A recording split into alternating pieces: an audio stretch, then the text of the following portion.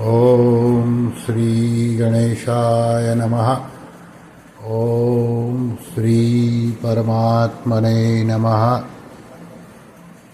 आप सभी दर्शकों का ये चैनल में हार्दिक स्वागत है। आप सभी को सादर प्रणाम के साथ जय श्री कृष्ण। अध्याय 9 श्लोक क्रमांक 28। पीछे के 2 श्लोकों में पदार्थों और क्रियाओं को भगवान के अर्पण करने का वर्णन करके अब आगे के श्लोक में उस अर्पण का फल बताते हैं। श्लोक क्रमांक 28। शुभाशुभ फलैरेवं मोक्ष्यसे कर्म बंधनैः सन्न्यास योगयुक्तात्मा विमुक्तो मामुपैष्यसि। अर्थात इस प्रकार मेरे अर्पण करने से कर्म बंधन से और शुभ विहित और अशुभ यानी कि निषिद्ध संपूर्ण कर्मों के फलों से तू मुक्त हो जाएगा। ऐसे अपने सहित सब कुछ मेरे अर्पण करने वाला और सबसे सर्वथा मुक्त हुआ तू मुझे प्राप्त हो जाएगा। इस श्लोक को परम सद्य स्वामी श्री राम सुखदास जी महाराज ने अपने ग्रंथ साधक संजीवनी में इस प्रकार समझाया है। शुभाशुभ फलैरेवं मोक्ष्यसे कर्म बंधनैः। पूर्वोक्त प्रकार से सब पदार्थ और क्रियाएं मेरे अर्पण करने से अर्थात तेरे स्वयं के मेरे अर्पित हो जाने से अनंत जन्मों के जो शुभ अशुभ कर्मों के फल है उन सब से तू मुक्त हो जाएगा। ये कर्म फल तेरे को जन्म मरण देने वाले नहीं होंगे। यहाँ शुभ और अशुभ कर्मों से अनंत जन्मों के किए हुए संचित शुभ अशुभ कर्म लेने चाहिए। कारण कि भक्त वर्तमान में भगवदाज्ञा के अनुसार किए हुए कर्म ही भगवान को अर्पण करता है। भगवदाज्ञा के अनुसार किए हुए कर्म शुभ ही होते हैं, अशुभ होते ही नहीं। हाँ, अगर किसी रीति से किसी परिस्थिति के कारण किसी पूर्वाभ्यास के प्रभाव के कारण भक्त के द्वारा कदाचित किंचित मात्र भी कोई आनुषांगिक अशुभ कर्म बन जाए तो उसके हृदय में विराजमान भगवान उन अशुभ कर्म को नष्ट कर देते हैं।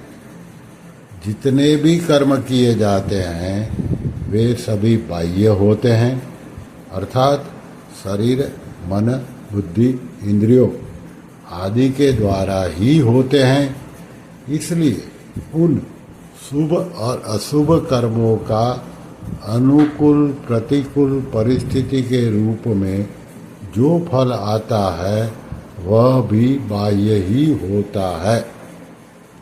मनुष्य भूल से उन परिस्थितियों के साथ अपना संबंध जोड़कर सुखी दुखी होता रहता है।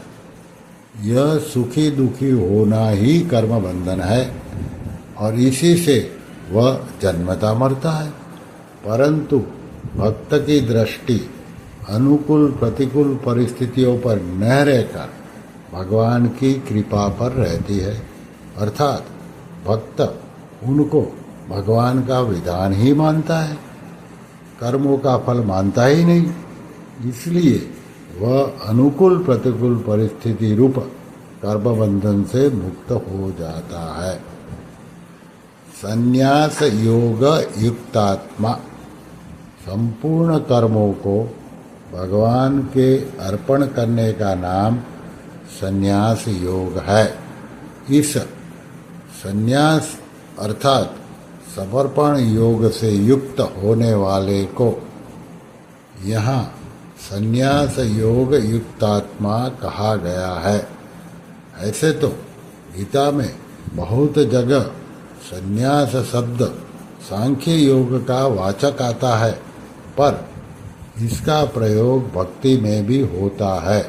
जैसे मयि सन्न्यस्य, गीता के 18वें अध्याय का 57वां श्लोक। जैसे सांख्य योगी संपूर्ण कर्मों को मन से नवद्वार वाले शरीर में रखकर स्वयं सुखपूर्वक अपने स्वरूप में स्थित रहता है, गीता के 5वें अध्याय का 13वां श्लोक। ऐसे ही भक्त कर्मों के साथ अपने माने हुए संबंध को भगवान में रख देता है। तात्पर्य यह हुआ कि जैसे कोई सज्जन अपनी धरोहर को कहीं रख देता है, ऐसे ही भक्त अपने सहित अनंत जन्मों के संचित कर्मों को, उनके फलों को और उनके संबंध को भगवान में रख देता है।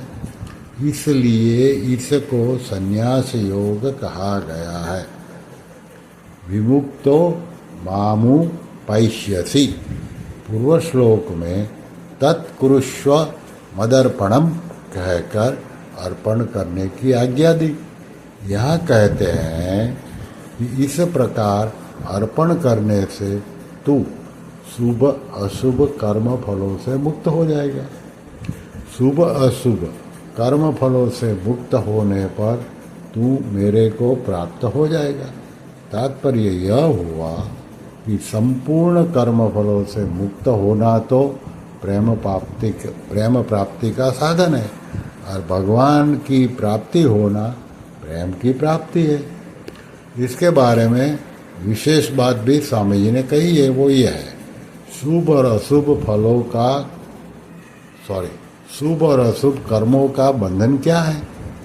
शुभ अथवा अशुभ किसी भी कर्म को किया जाए, उस कर्म का आरंभ और अंत होता है। ऐसे ही उन कर्मों के फल स्वरूप में जो परिस्थिति आती है, उसका भी संयोग और वियोग होता है। तात्पर्य यह हुआ कि जब कर्म और उनके फल निरंतर नहीं रहते, तो फिर उनके साथ संबंध निरंतर कैसे रहता है। परंतु जब कर्ता यानी कि कर्म करने वाला कर्मों के साथ अपनापन कर लेता है, तब उसका उस फल के साथ संबंध जुड़ जाता है। यद्यपि कर्म और फल के साथ संबंध कभी रह नहीं सकता, तथापि कर्ता उस संबंध को अपने में मान लेता है। कर्ता स्वयं स्वरूप से नित्य है, इसलिए उस संबंध को अपने में स्वीकार करने से वह संबंध भी नित्य प्रतीत होने लगता है। कर्ता शुभ कर्मों का फल चाहता है, जो कि अनुकूल परिस्थिति के रूप में सामने आता है। उस परिस्थिति में यह सुख मानता है। जब तक इस सुख की चाहना रहती है, तब तक वह दुख से बच नहीं सकता, कारण कि सुख के आदि में और अंत में दुख ही रहता है, तथा सुख से भी प्रतिक्षण स्वाभाविक वियोग होता रहता है। जिसके वियोग को यह प्राणी नहीं चाहता, उसका वियोग तो हो ही जाता है। यह नियम है। तात्पर्य यह हुआ कि सुख की इच्छा को यह नहीं छोड़ता और दुख इसको नहीं छोड़ता। जीव जब अपने आप को प्रभु के समर्पित कर देता है, जीव जब अपने आप को प्रभु के समर्पित कर देता है, तब साक्षात परमात्मा का ही अंश होने से इसकी परमात्मा के साथ स्वतः अभिन्नता हो जाती है और शरीर के साथ भूल से माना हुआ संबंध मिट जाता है। यह परमात्मा के साथ अभिन्न तो पहले से ही था, केवल अपने लिए कर्म करने से इस अभिन्नता का अनुभव नहीं होता था, अब अपने सहित कर्मों को भगवान के अर्पण करने से उसकी अपने लिए कर्म करने की मान्यता मिट जाती है, तो उसको स्वाभाविक प्रेम की प्राप्ति हो जाती है। इसी को भगवान ने यहाँ विमुक्तो मामु पश्यसि कहा है। जब यह जीव अपने आप को भगवान के समर्पित कर देता है, तो फिर उसके सामने जो कुछ अनुकूल प्रतिकूल परिस्थिति आती है, वह सब दया और कृपा के रूप में परिणित हो जाती है। तात्पर्य है कि जब उसके सामने अनुकूल परिस्थिति आती है, तब वह उसमें भगवान की दया को मानता है, और जब प्रतिकूल परिस्थिति आती है, तब वह उसमें भगवान की कृपा को मानता है। दया और कृपा में भेद यह है कि कभी भगवान प्यार स्नेह करके जीव को कर्म बंधन से मुक्त करते हैं, यह दया है, और कभी शासन करके ताड़ना करके उसके पापों का नाश करते हैं, यह कृपा है।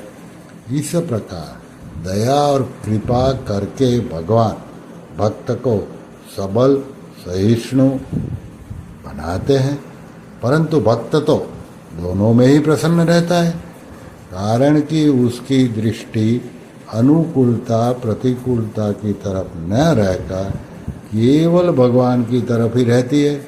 अतः उसकी दृष्टि में भगवान की दया और कृपा दो रूप से नहीं होती, प्रत्युत एक ही रूप से होती है। जैसे कि कहा है, लालने ताड़ने मातुर्ना कारुण्यम यथार्भके तद्वदेव महेशस्य नियंतुर्गुण दोषयोः। जिस प्रकार बालक का पालन करने और ताड़ना करने दोनों में माँ की कहीं अकृपा नहीं होती, उसी प्रकार जीवों के गुण दोषों का नियंत्रण करने वाले परमेश्वर की कहीं किसी पर अकृपा नहीं होती। श्री कृष्ण शरणं मम, श्री कृष्ण शरणं मम, श्री कृष्ण शरणं मम। ओम श्री कृष्णार्पणमस्तु।